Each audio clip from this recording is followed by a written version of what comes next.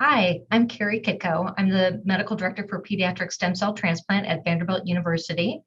I am going to talk to you all today about some recent clinical trial results that were presented at ASH. This is on the safety, tolerability, and efficacy of axatilimab.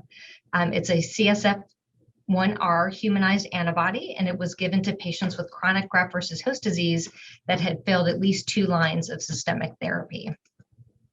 So again, just a little bit about axatilimab. It's a high affinity humanized IgG4 monoclonal antibody, and it binds to the ligand binding domain on CSF1R. It is highly effective in selectively reducing the circulating levels of pro-fibrotic and non-classical monocytes. And those have been shown previously in mouse models to be important in the pathophysiology of chronic graft versus host disease. The study presented was a phase 1/2 study that enrolled 40 patients. These, again, were patients that had active chronic GvHD that had failed 2 lines of prior therapy. This did allow some pediatric patients, so the age went down as low as age 6. This was sort of a classic escalating dose clinical trial, with the majority of patients receiving either 1 milligram per kilogram IV every 2 weeks or 3 milligram per kilogram IV every 4 weeks. And those are 2 of the 3 doses moving forward in a pivotal phase 2 study.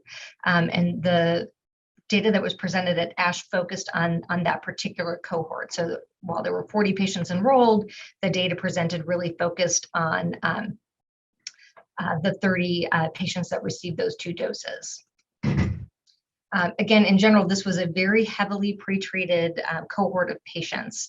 So these were patients that had the majority had more than 4 organs involved with their chronic graft versus host disease. And importantly, we do now have 3 FDA-approved agents, ibrutinib, ruxolitinib, and belumosudil, and at least 2/3 of the patients had actually seen at least one of those FDA-approved agents.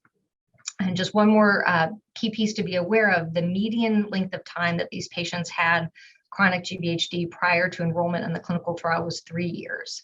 So again, just sort of speaking to a very significantly affected cohort of patients. So an important question is, how well is this drug tolerated? So it turns out it's tolerated fairly well. So about anywhere between 1/4 to 2/3 of the patients will have some elevation in some of their liver enzymes, the AST and the ALT. We can also see amylase and lipase increases, as well as elevations in CPK. This is really felt to be an on-target effect of axatilimab impacting the number of Kupffer cells in the liver. There has really been no evidence of end organ damage, such as myositis or pancreatitis with these enzyme elevations. Sort of a lab abnormality, more a significant problem in the patients.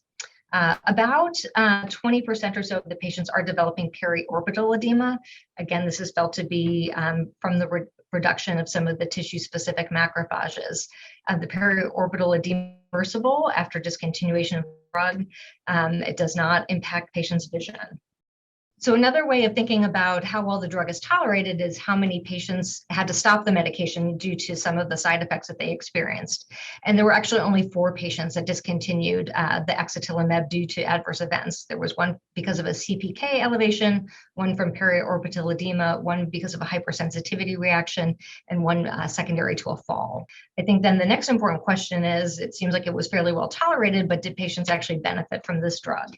And it turns out, focusing again on the patients that got the 2 dose levels that are moving forward in the next clinical trial.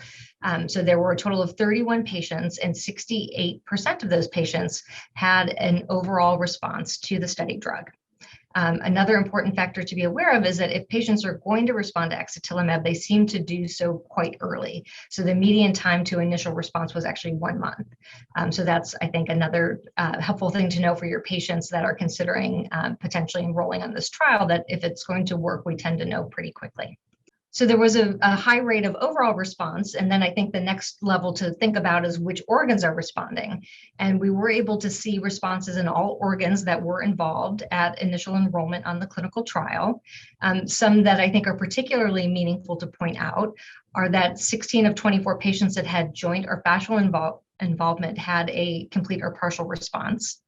Another important spot to consider is the severe sclerotic skin patients, which were the majority of our patients. About 80% of the patients on the clinical trial had severe skin manifestations. It's really hard using the NIH criteria to show improvement because you have to have complete resolution of that sclerotic skin. And only 4 of those patients that had severe skin manifestations had complete resolution with an improvement in their NIH score.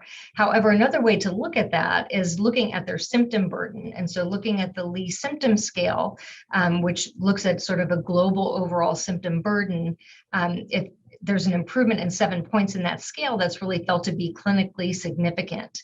And 53% of our patients had improvements in their Lee symptom scale, even though not all of those patients necessarily met the very strict NIH criteria for a clinical response. So the patients are feeling better that are taking this drug and are tolerating it well.